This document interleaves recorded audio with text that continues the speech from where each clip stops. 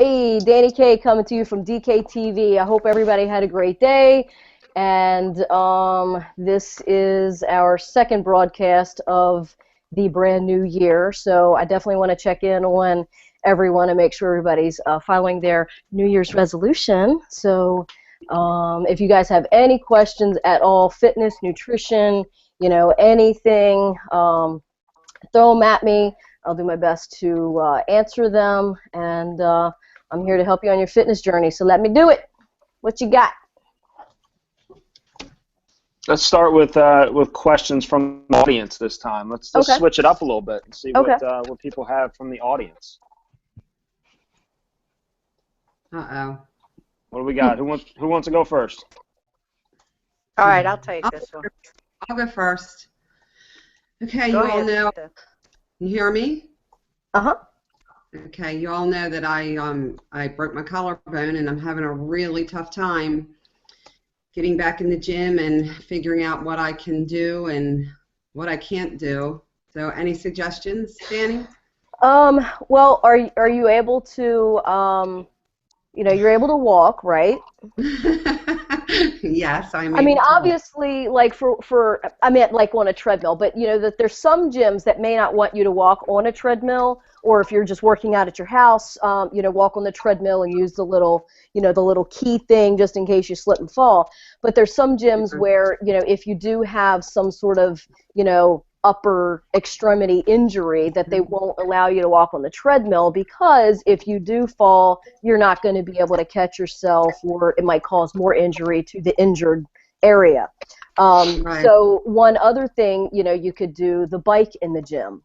Like the recumbent bike or the upright bike.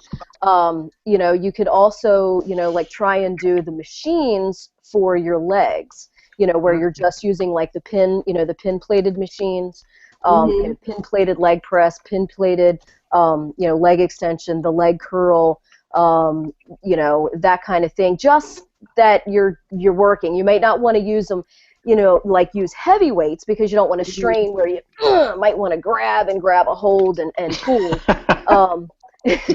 Jeff's laughing because maybe he thought I was constipated, so I don't know. Hey, I mean, anything's possible. And some people in the gym do sound like they're constipated, but but you know what I mean, like lightweight things, just so that you're staying moving. I don't know, My problem. I haven't been moving. Huh? I said that's been my problem. Haven't been moving. Yeah. So I mean, definitely. I mean, like I broke my hand several years ago. And, of course, my doctor, he's like, I know you're not going to not lift, are you? And I'm like, probably not. I'm good. I mean, I'm not going to, like do bars or dumbbells or anything like that, because I couldn't hold with my cast. So at the gym that I was working at the time, had these like, it was a free motion machine where it had straps that you put your feet in to do like a free motion leg curl. And so I kind of bent down and stuck my arms all the way through and put the straps on my elbows, and I bent down. I was doing rows, I was doing shrugs, I was able to rig it that I could do lat raises. I mean, I had to do something, but I was making sure that I wasn't, causing, any like kind of press stress to my hand. And of course, this guy, he looks over at me and he's like, wow, last week I was out of the gym because I had a sinus infection, and you got a broken arm and you're in here. He goes, I feel horrible. And then I did my legs. I did pin plated because I couldn't, take the plates and, actually push on, on the machine. So I did everything, and I expect you, or, to try and do that, or do I expect anybody else to try and do that with a broken hand? No, I'm just, freak, and I have to do it. But I would say, try and walk on the bike, walk on the treadmill, ride the bike, walk on the bike, see how far you get. And do like the pin plated machines, for your legs, not for your arms, not for your upper body. Right. And just lightweight, maybe one leg at a time, so you're not going to have the tendency to lift heavy, so that you grab on and cause stress to your shoulder. So, but get moving. That's an excuse. So get my ass going. Well, and I have this saying on my bulletin board at the gym: if it's important to you, you will find a way. If not, you'll find an excuse. Yeah, So, you're right. you know, Okay. and it's true, you know, I mean, you know, just some people are looking for a reason, not saying you you know, but you people in general are all, you know, some people are looking for that reason to just be downright lazy, like, oh, it's snowing, so we got to stay home, or it's raining, or it's windy, and you know, I used to do that all the time. I used to look for reasons not to do legs. I hate leg day, so I'm like, oh darn, it's sunshiny out. I can't do legs today. But so, did that help? Yes, thank you, Dani. No problem. All right, what else we got? Who is up next? All right, Dani. Now, a couple questions. The one has to be, and it probably will hit a couple people that are new coming into the gym. Why is it that your muscles are sore after a workout, and how long do they stay sore after a workout? I And hate that shit. I how love often it. should you change up your exercise routine? Well, for the novelist, the person just starting, obviously, you know, you want to kind of stay with a routine so that you're, you know, so that you're comfortable with it. If you're brand new to the gym, you know, you really, you know, don't know a lot of exercises to switch it up anyway. For me, I try, and even if I'm not changing the exercises, I'm changing the order in which I do them. So if I do 1 through 6, if you number them out 1, 2, 3, 4, 5, 6, next time, even if I'm doing the same exercises for some reason because I liked how they felt, then I might do 6, 4, 3, 1, 2. Change up the order of it, and that in itself does change it up so that your body stays guessing, and that's the important thing. You want to try and keep your body guessing every time, or damn near every time you go to the gym, so that your body is you're seeing those results. If you start getting, like, oh, I know what I'm doing, your body's going to know what you're doing, and it's just going to stop giving you results, because it's like, oh, hey, I know what she's going to do. She's going to do 1, then she's going to do 2, and then she's going to do exercise 3, even changing up the weights here and there. If you've been doing, exercise 3, whatever it is, with 20 pounds for the past 4 or 5 weeks, try and change it up, go to 25 pounds, or whatever the next plate or the next dumbbell might be. Change it up, and maybe you can, if you're trying to get 10 or 12 reps out, if you only get maybe 6 or 8 reps out, that's okay. Then put that heavier weight down real quick, pick up the lighter weight, and finish out your set. So as far as the sore thing is, you do want to be sore. That kind of lets you and your body know that you've done something. Debilitating sore, not so much, but sometimes I achieve that on my leg day. And but where you can't sit down, where you're sitting down at the desk and you get up to show somebody a piece of equipment, you're like, that's not good. But the reason that you're sore is that when you're lifting your muscles, you're tearing small little micro tears in your muscles, which is actually a good thing. So you're breaking that tissue down, so then when it rebuilds and then builds a little bit better, a little bit more, kind of over that, kind of like let's say if you had a scab. So like if you had a sore and then it scabbed and then it healed. So then the next time you go to work out, you're breaking down that new tissue. So, and then you're going to be sore again. People say, I've been doing this for over 23 years, and why are you still sore? Well, I want to be sore, because that means that I'm still seeing progression, progress, results. I'm still tearing my muscles down to actually, get the results that I need and that I want. So being sore is a good thing. You want to be sore. But like I said, sometimes, we don't want to be debilitating sore where we can't lift our arms up and we look like T-Rex trying to, answer the phone or something. But sometimes we nail it so hard that, that does happen, and it's like, ooh. I agree. I think soreness is probably what keeps a lot of people from sticking to their workout routine too. Yeah. They get sore, and then it makes it, I don't want to say easier to quit, but easier to give up right at that point, because you just want to stay in bed the next day and not get up and push through it. Yeah. Well, see, and a lot of trainers, they think that they want to make you so damn sore they think that that is being a good trainer. Well, being a good trainer is actually knowing where your comfort level is, pushing you a little bit out of that comfort level so that you're a little bit sore the next day. You want to be able to feel it, but like I said, if you're in that T-Rex thing or you can't walk or, then hell yeah, they're like, well, shit, what the hell did you do to me yesterday? I'm not coming back to you. You killed me. Wait till, as a trainer, wait till you've had that person for a few months or, whatever, and they know and have felt like the goodness, the good results and the good effect of working out and eating proper. And then you're like, hey, can we switch it up a little bit? Can I get you a little bit? And they're like, yeah, okay, and then it's like, damn, that was an ass kicking yesterday. And so they know to expect that they're going to be a little bit more sore than what they normally are. But, a lot of times when, trainers, they see new, fresh meat, they want to actually kill them, and you don't want to kill them the first day. And people look at me like, oh my God, you're going to kill me the first day. No, I'm not. That's not what, me as a good trainer, I won't do that. I've trained Charlene. Charlene, have I, killed you that you couldn't walk the next day? No. You can be honest, Charlene. You don't have to lie. Tell the truth. Well, no, but I'm a different case because she had to go easy on me. Right, but I still took you a little bit out of the comfort zone. I mean, you had some health issues, some injury issues, and stuff like that.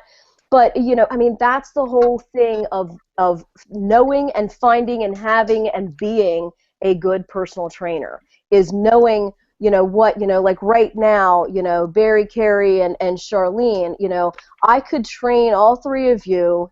You're all three on different levels, especially Barry with your injury.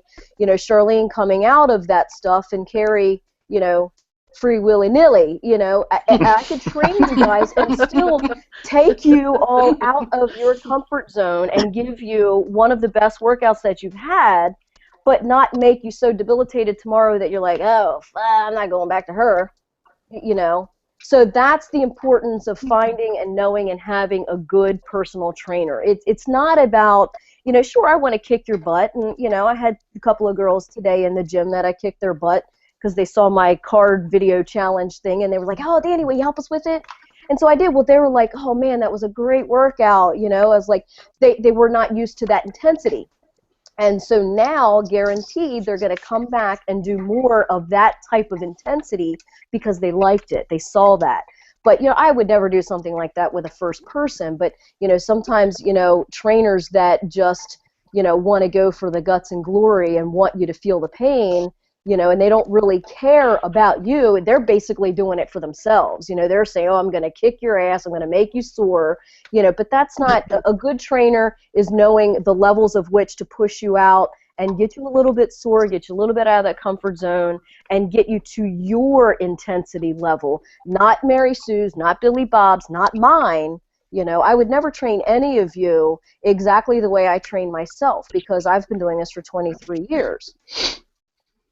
And there might be bits, I was going to say there might be bits and pieces where I might train you like me, but still not to that level, not with those heavy weights that I'm lifting and that kind of thing. So I would, me looking the way I look, I would never try and make any individual look the way I look, because that's not everybody's goals. A good personal trainer listens to those goals of that individual, guy, girl, high school kid, and trains them to what their goals are, not what I want you to be.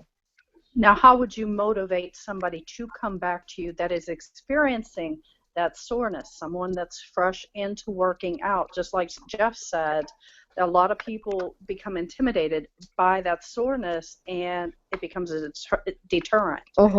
I've dealt with it, where you've had like the very timid person, and you just kind of get, as a trainer, you kind of understand what person you can push and what person definitely you're going to be timid.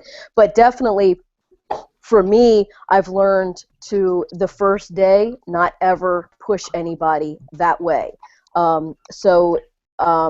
But if they are experiencing that soreness, I would just encourage them. I mean, obviously, they're in control of their own choices and own decisions, but, I would try and encourage them that the more they move, the more, that lactic acid's gonna, loosen up, and just stuff is gonna be better. I mean, and we know that as from experience when we do, leg day or squats and stuff like that, and we sit, and then we stand up, it's like, oh, damn, I should have kept moving.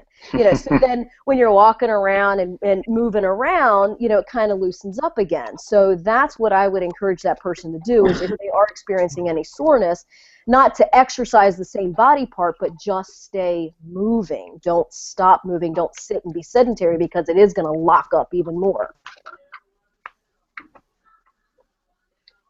Okay, Makes perfect sense. Good. Keep it moving.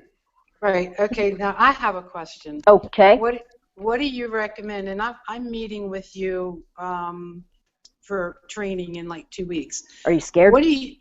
Yes, actually I am, and that's my question. Did you see the change in her voice when she said that? She went into the question all confident, and then she was like, yeah, no, but I'm meeting you in 2 weeks. Right. So my question is, how do you deal with somebody who's actually scared to go out of their comfort zone? I mean, I'm, it's not intimidated. It's actually I'm scared. It's going to hurt. And so, I mean, how would you approach me, as far as being scared to come out of that zone? Well, just have you doing a couple of reps and showing you that it's not, that it's okay. I mean, you're a little bit different situation because you did have like a couple of extensive surgeries and so forth. So it is very important that you do see a good trainer. And that's exactly what I'm doing. I already have it set up. So, with a good trainer. Obviously, since, I mean, I think you've been doing legs, though, right? You've been doing legs, just not on your upper body. So on your upper body, because the fear is there, because, it's been forever, and, you've had some surgeries and stuff on the upper body, then, we might do, definitely, do the light weight and just get the body moving. And you may not even be sore from it. You may be like, psh, this is only 10 pounds. I can't feel anything.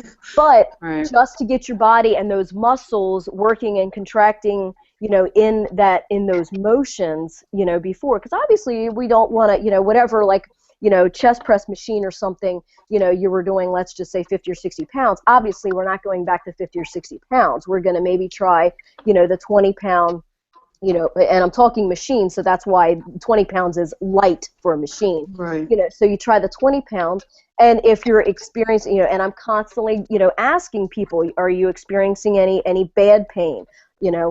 How's it feeling? Are you feeling, is anything ripping? Is it tearing? Is it, what I mean? Especially like with you with the surgeries and so forth, I'm going to be constantly, questioning and making sure that we're not doing anything to injure. And then you'll see, and we'll only do like one set, and then you'll see that, oh, this wasn't so bad. So the one thing that you're doing is definitely, you're putting your trust in me, which I appreciate. And so if you're putting your trust in me and you actually set up the appointment, then you're not as scared as you think. And fear, what's that saying? We have nothing to fear but fear itself. I mean, obviously you have good reasons to be fearful. However, we're not going to let anything bad happen to you. Okay. With that said, Charlene, the one day I had an asthma attack, and Dani actually went and got Luke, and he was able to stop the asthma attack immediately while I was working out with her. So between the two of them there at the gym, I mean, it's an awesome duo. And Dani's helped me overcome quite a bit with my lungs themselves. Yeah. So, and for those of you that don't know, Luke is my acupuncturist at my gym, and I mean, any ailment, aches, pains, anything. Even I had the onset of the flu. What, two Mondays ago, last Monday, whatever it was, and I mean, I was out. I was halfway passing out and everything. And then the next day, I went in. Luke did a treatment, cleared it right out. I'm good to go. So, but that's, and that's another thing, obviously, we're not going to let anything happen, but we have the resources there to actually, You know, I mean, hell, if you walk through the hallway and tripped and fell and sprained your ankle, Luke is right there immediately to help and you know, work on it and get it to where it doesn't damage any further, and you know, you'll be walking the next day pretty much. Right, Can you and he about that, about Luke? Uh-huh. Sorry, didn't mean to interrupt you. no, that's okay. Go ahead, Barry. Oh, who's going? Oh, I was going to say who's going. About Luke, you had said something about with my collarbone. Yeah. And maybe it helping. Definitely. Yeah, because what's going on, Barry, is, I mean, your shoulder's healing, and obviously, since it's a collarbone, you know, there's no cast that can be put on it. You know what I mean? Like it's you've got to hold it in such a way and allow the healing to go. And your body it's an amazing thing. Your body, you know, heals itself. Your body, you know, survives on its own. You know, I mean, like, obviously, if you're not eating, that's why, you know, your body goes through certain, you know, damaging things, because if you're not eating properly, your body eats the muscle and stores it as fat. You know, if you're not hydrating your body tries to take everything that it possibly can and hydrate it, so then therefore you feel like those days that you feel bloated or you can't get your rings off, your body is trying to tell you something. So it will do everything and anything that it can to survive if you're not doing it for it, okay? So your body is trying to heal that shoulder, that collarbone on its own. So what Luke would do is, you know, acupuncture. He would probably do a procedure, you know, called cupping and bleeding, where he would pull that bad blood out of there and let the good blood come back in and regenerate that bone, you know, the connection of the bone and everything. So, you know, I mean, it's an amazing thing, and I mean, and then, you know, 9 times out of 10, you may not have, you know, any issues with it, whereas if you just let it go on your own, you know, you're going to have, you know, that bad stuff still inside that's not coming out. Okay. Thanks, Dani. Sure. Might try that. Yeah, I definitely, I'd highly, and he gives free consultations, so, you know, you could go in, free consultation, take the information, sit on it, use it, whatever, you know what I mean? Like, there's no pressure. Okay, very good. Cool, awesome. Any other questions we got coming? All right. How about if you have somebody that tells you, hey, I got a really busy schedule. I work in an office all day long.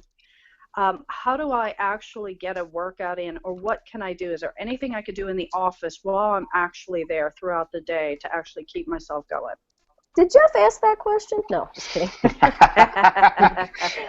Love you, Jeff. Smooches. No. I mean, something in the office. Well, I do have one member / client that what she does, because she's, you know, kind of sedentary at the desk. I mean, she does find time to get into the gym, but what she does is, you know, instead of, you know, emailing somebody, you know, a piece of paper or something, she gets up and walks it to somebody's desk and comes back. She gets up, you know, she doesn't have her trash can there. She has a trash can at the other end of the office. So she gets up and walks and throws that piece of trash out. You know, so, you know, she's actually, you know, she might not be doing cardio per se, but she's doing steps. She's doing something active where she's not, you know, I mean, it's kind of hard to, you know, say, you know, sit there and do crunches or twists or, you know, bicep curls while you're, you know, trying to email somebody, you know, or you're on the phone with somebody, you know, but there are ways of, you know, kind of doing that. You getting, taking a walk on your lunch break. If it's raining, is there stairs in your office building? You know, taking, you know, you get a 15-minute break, you get a half-hour lunch break or whatever, walk the stairs, you know. That's something that you're actually doing to stay active if you're not able to get into the gym. But like I've said before, you know, 1 hour of your day is only 4%.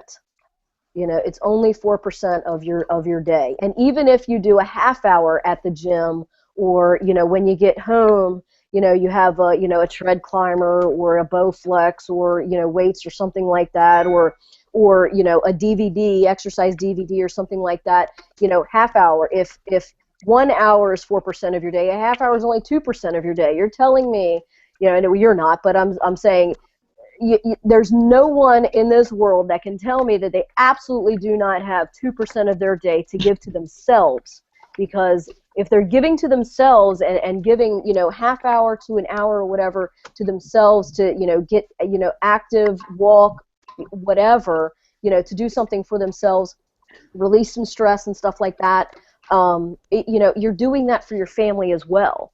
Because you're around, you're able to, you'll have more energy to play with your kids, to play with your grandkids, it's important to take at least 2% of your day and give it to you.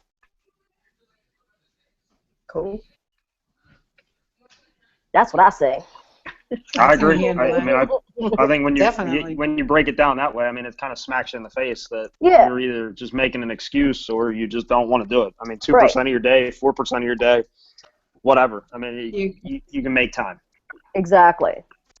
Even if it's, if you're normally getting up at 4:30, you're normally getting up at 5 a.m., get up at 4:30 and do a little, walking on the treadmill, or pop a DVD in and do some yoga, or, or whatever, you owe that to not only you but your family, and it's a de-stressor, it's you time. Everybody needs me time, and it's not being selfish, it's actually helping your family members out, because the more that you're stressed and you don't have the me time, the more bitchier you're going to be to your family,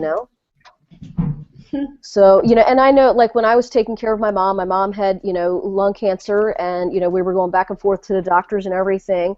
People were actually, trying to make me feel guilty for working out still. Well, it never affected my mom, it affected me. So if my mom had to be at Johns Hopkins at 7 a.m., my ass was up at 3 a.m., getting ready. I went to the gym and worked out. Where does that affect my mom? Why making me feel guilty because I got up at 3 a.m. to get my ass to the gym, to get my workout done, so that I could go get my mom and be down at Johns Hopkins at 7 a.m. and spend the rest of the day with her? Well, Dani, they don't know you, so screw them anyway. But like that's what I'm saying. I appreciate that, Barry. But but that's what I'm saying. It's like, nowhere did I take any time out for my mom, and I actually did a good thing, because if, Johns Hopkins, let's say, said we were gonna be done and out of there by 1, and I'm like, oh, okay, so I'll have plenty of time to get back, put mom down at her house, and then go to the gym, be at the gym by 2:30, blah, blah, blah, and then I'm not, then I'm a bitch, then I'm pissy, then I'm like hurrying everybody up and stressing, and then causing her stress. So that's where you're being selfish if you do it that way. You know what I mean? So, like, I was trying to eliminate all stress, get up and take everything out, I only get 2 or 3 hours of sleep, because my mom was the most important, but I did want to get my workout in. So it is workable, doable. It's what you want as the individual. Like I said before, if it's important to you, you'll find a way. If it's not, you'll find an excuse. True. And working out, and my mom's number 1. Right. Love it. Who else? I got 2 questions that came in online, but anybody else in the group have any questions? I think I'm good right now. All right, perfect. Dani, New Year meal planning. Got a couple things that came in kind of along the same type of guidelines.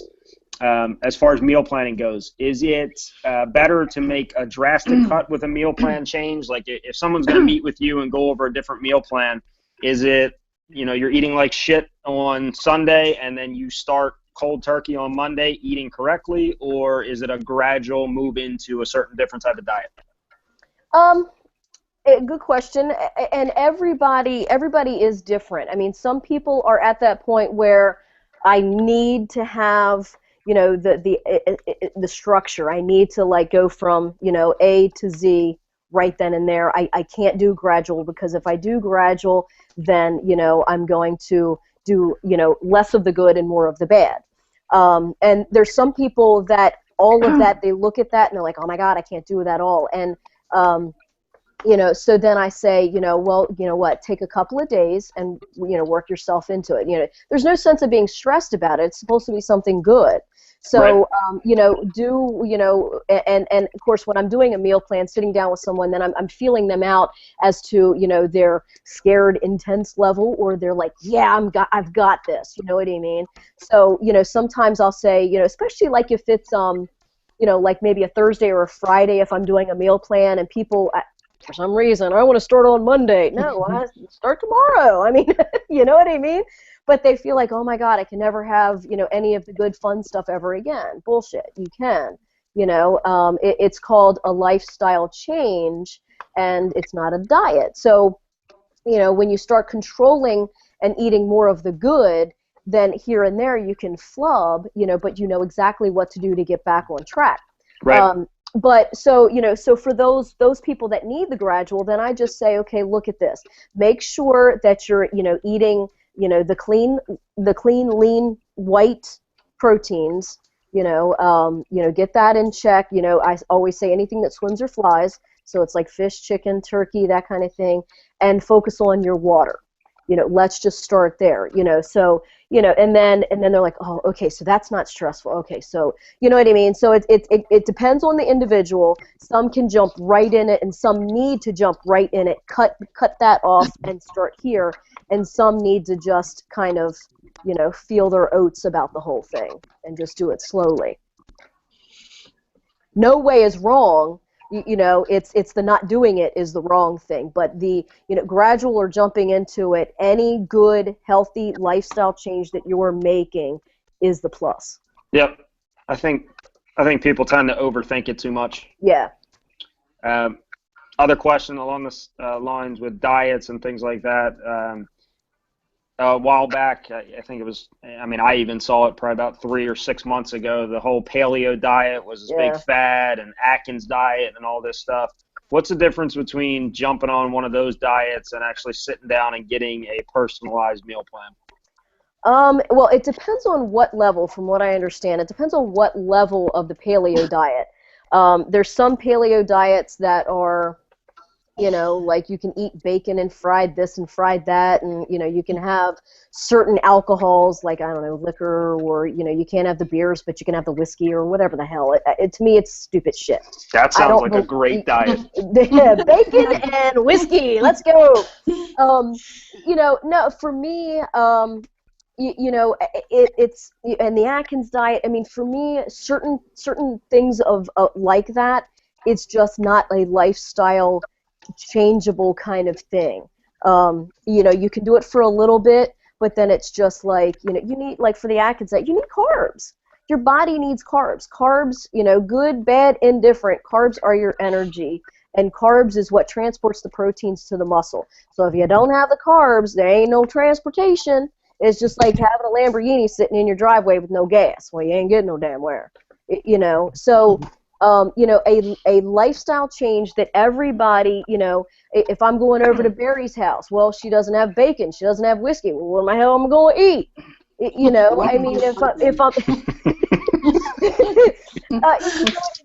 But it's like if you learn a lifestyle change and learn how to say, oh, okay, well, I'm going over to Barry's house for a party, a little gathering, now I know, because I've learned from Dani and the meal plan, what good choices, even though Barry may not have some, good healthy choices, there's going to be better choices that they can pick from. So, like if Barry has, turkey, like lunch meats and hams and rolls and pastas and stuff like that, you take the meat, take the turkey or the whatever, but don't take the bread. So I'm teaching you a lifestyle change of, and teaching you how to make smart choices, out of, well, what Barry had, laid out on her buffet was not on my meal plan. But what I learned from Dani was, okay, I went for the lean meat, I went for the veggies, and I had a small spoon of the pasta. You know what I mean? So like they're learning, and that's the key with me. They're learning those things, to actually go to a restaurant, go to Barry's house, go to Mary Sue's house, go to the wedding, and learn how to stay on point with it. Yeah, I think that's the biggest thing in people using the word diet or lifestyle change or whatever you want to say. It's not always going to be a cookie cutter thing where you can put your meals in Tupperware and you're ready to go. I mean, you're going to be at restaurants, you're going to be at parties, Right. stuff like that. So having a coach or somebody there to be able to help you make those decisions is definitely crucial. Right. Right. And when you know that you can, flub a little bit, some of those diets or fad things out there that, if you, went over to, Barry's house and had a little bit of that pasta, oh shit, now I got to start all over again from day one and start the whole, diet plan all over again. No. It's life, shit happens, it's the next day. You're not going to have pasta the next day. And it was only, a couple of little bites, you don't have to start all over again. It's a lifestyle, it's everybody's human, I agree. Yeah. And if somebody does your meal plan, Dani, what do they get from you? What do you mean? As far as support, what they get as far as the meal plan, so on and so forth. What do you provide? Well, obviously, it's the one fee up front, and we're sitting down, we're one-on-one for about an hour, and I'm putting on the meal plan foods that you're going to eat, that you like to eat. Obviously, I'm not going to put fish on there if you don't like fish. I'm not going to put yogurt if you're not going to eat yogurt, because the whole point of it is to actually make you eat and eat healthy. And then, as things go, as you're going through that, you have access to my email, you have access to my, texting or Facebook or whatever to ask me a question. And I get it all the time. Oh my God, I'm in Applebee's. What the hell should I eat? You know what I mean? Like, head for the chicken, But, I'm available for, and that's what, I want to do. I want to actually teach you what you're supposed to be doing so that, you can, grab the pebble out of my, hand, grasshopper, and go about your business and learn it on your own. And then possibly maybe teach someone else that, can't afford me or, isn't near me or doesn't have the connection to get to me. You're teaching people, you're teaching your kids, a lot of times you'll have, they just hand me this box. I don't know what the hell I'm just eating. They handed me this box. Well, that's not teaching your kid anything, but if you're learning a meal plan and substitutions and so forth like that and learning what to eat at, Mary Sue's house or out at that restaurant or whatever, you're able to actually teach your child. And that's a good thing is, they imitate mommy and daddy, If you're doing good, they're imitating good. Truth. Now, if someone does not live up in the area that you're in, say they're in another state, and they want to get a consultation from you or a meal plan from you, how would they go about actually doing that? Would you do a face-to-face as like we are doing right now on Hangouts, or how would you handle that? Yeah, well, Jeff and I, we haven't completely, what do you want to call it, choreographed everything completely. So that's going to be new to me, honest.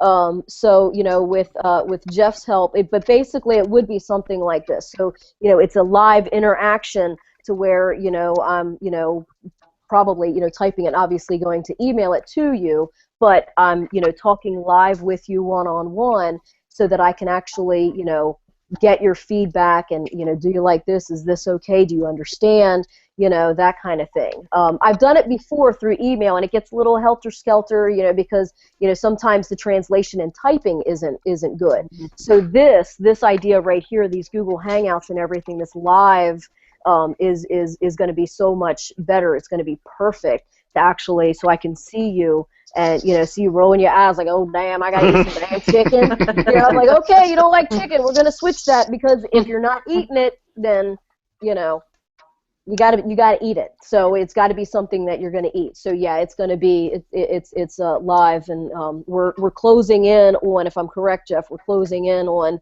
the actual definites of being able to do that in the next day or so, correct, Jeff? Yep, you're dead on with that, and it is going to be a live, face-to-face format. Which, and just like you said, Dani, I mean, a lot of stuff gets lost in translation with emails.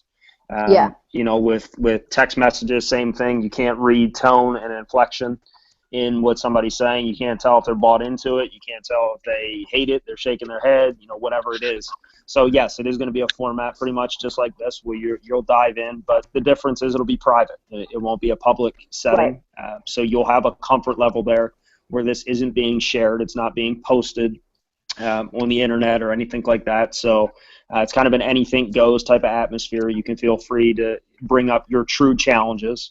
I think a lot of people, when they talk online or they talk in a format, they give, maybe 70% or 80% of the truth, and that other 20% is really what will get them over the hump. So that'll give Dani a chance to talk face-to-face and in a private environment where everybody's protected, let's say, where it's not going to be shared or anything like that. But yes, I mean, that'll be coming by the end of next week. That'll be available. So, I mean, anybody that's listening right now, stay tuned to that. It'll be posted on Dani's fan page as well as her personal page there. There'll be links for you to sign up and do a consultation and see if you're a good fit to work together. I mean, a lot of people right now are sitting there with New Year's, and you're 6 days into the New Year right now. And whenever you're listening to this, as we're recording it, you're on day 6 of the New Year. And if you have either you've started and you're making progress, or you haven't started and you're watching other people make progress. So if you're in that category where you're just sitting back watching the people post workouts on Facebook, watching the people post their check-ins at the gym, get off your ass and do something. And you're offering a chance right now to get a free consultation with one of the best trainers in Maryland. Even if you're outside of Maryland, you still have an opportunity to sit down and get inside her head. It's a free consultation. You'll sit down, take 10 minutes. Right. I mean, take 10 minutes, talk. If you guys are a great fit, then work together. If you're not a good fit, no harm, no foul. Move on. But do something. Don't just sit back and watch other people doing something. Don't live your life through watching other people take action. Get off your ass and do it yourself. And they have, there's a, I don't know if it's been on Facebook or not, but there's always, where would you, or maybe I came up with that little ingenious thing. Where would you be if you started 6 months ago? You know what I mean? Like, it's true, every, oh yeah, I should start. Oh, I should do that. Oh, I should do that. Oh, you know what? I should do. Well, you know what? Stop saying I should and just go do it. Like I said, before, even if it's just walking on the treadmill going to the gym and walking on the treadmill for 5 minutes and leaving. Next day, walk on the treadmill for 10 minutes and leave. I mean, at least you're doing something. And, you're getting, believe it or not, you're working those endorphins just through actually, seeing people work out. Now, it's not a true workout, obviously, but I always joke that that's why I'm so fit, because I'm watching everybody work out and I'm just absorbing it by osmosis. But no, but it's true. I mean, your brain, I mean, they've done studies. I don't want to hold anybody to this. Don't hold me to this. Where they've taken office workers. And even they've taken pencils and put them in their hands, and they've just went like this, 30 reps, 10 reps, take a rest, and did another 10 reps and did another 10 reps, and they put like little sensors or whatever all over their body, and they actually got a workout. Well, obviously, they're working. I mean, and like if you clench your fists up and really make it hard to push forward, you're working. Like right now, like, oh my God, I feel like I've got 30 pounds in my hands, because I'm tightening up every muscle and pushing. So, I mean, there's some truth to that. Now, obviously, you're not going to, be Incredible Hulk from pushing pencils like that, but, I mean, you get the idea. You're incorporating those muscles, working those muscles, getting the endorphins flowing, that kind of thing. I love it. And basically, I mean, what you've said a couple different times during this entire hangout is there's a way to do it. Yeah. I mean, you got to get past the excuses. There's a way to do it, whether you. Oh. Uh-oh. Uh-oh, Jeffrey. I'm talking about Barry's personal situation. She's got an injury right now. Right. So obviously she can't do a full workout. She can't, do things, but there's still a way for her to be active and to, jump in and get some exercise. There's a way for anybody to do it. Right. And just like you said, you can either sit there now or 6 months from now, a week from now, whatever analogy you want to use, you can sit back and say, where would I be if I would have started then? Right. Just do it. Take the start. But that is all the questions that I had online. So does anybody else in the group have any questions? Nope. Nope. No. Okay. All right. Dani, if you want to close us out here, we are just over about 43 minutes in. Okay. So if you want to close us out, let's wrap it up. Awesome. Well, I do appreciate, Jeff, you coming in with us and definitely talking, a little bit more on the tech side of what's gonna, what's to come. So there's a lot of great things that's to come, not just these Google Hangouts, but we're working on, the Dani K app and, doing these live feeds for, nutrition and workouts and all that stuff. So there's some great things. So please stay tuned. I do want to thank all of you that joined us live, that are watching us live. I want to thank everybody for taking the time out of their busy schedule and, just trying to let me help you on your fitness journey. I do truly, truly appreciate it. And I love the support. Thank you, guys. So, with that said, you can reach me at dknyKnight@AOL.com. Also, Dani K Gym Wellness on Facebook. On YouTube, you can search DKNYKNIGHT and subscribe to my YouTube channel. And there I do a lot of daily tips. Exercise of the week and all that kind of stuff, and some fun stuff on there too. So please stay with me. Allow me to help you on your fitness journey. And like I always say on YouTube, stay in tune, stay informed, and stay motivated. Thank you, guys. Bye. Bye, Dani. Thank you.